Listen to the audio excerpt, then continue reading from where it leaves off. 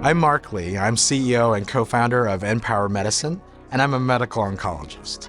There's never been more molecules in development, more innovations on the horizon for cancer patients, and yet we've been stuck at 5% of the population enrolling into clinical trials.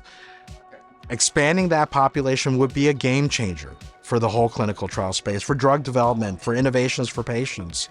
And that opportunity is in the community oncology arena. Over the last 20 years, the administrative burden for practicing oncology has only grown.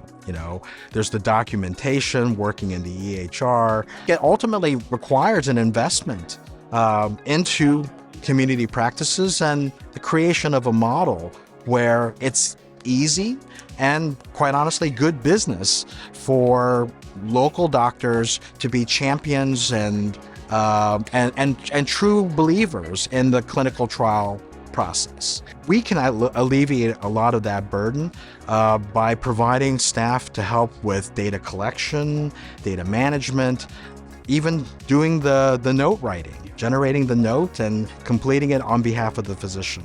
This can save hours a day, as we're already seeing in the early implementation of our model.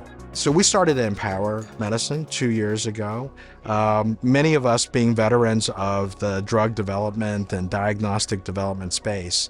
And we all have struggled with these incredibly long timelines for product development, all in the clinical trial setting. And we reasoned that someone had to reinvent this process. How do we make it work where we stop thinking of patient care as one area and clinical trials as another, that research should be care and care should be research. They should really be one.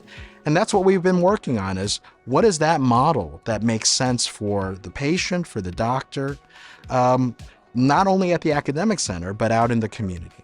And in the end, it also has to work for payers and the pharma companies, and it has to work for society at large. Our company is really partnering with community oncology practices and providing an investment into these practices. Investment of infrastructure, technology, and staff to operationalize what we're calling a real-time registry. Where patients being seen are offered consent into a program of prospective data collection specifically designed to enable clinical trials and clinical research, right? And with that framework, we want to take the workload off of the plates of the physicians and their staff, really increase the efficiency of the practice and create what is a critically important element, and that is physician time.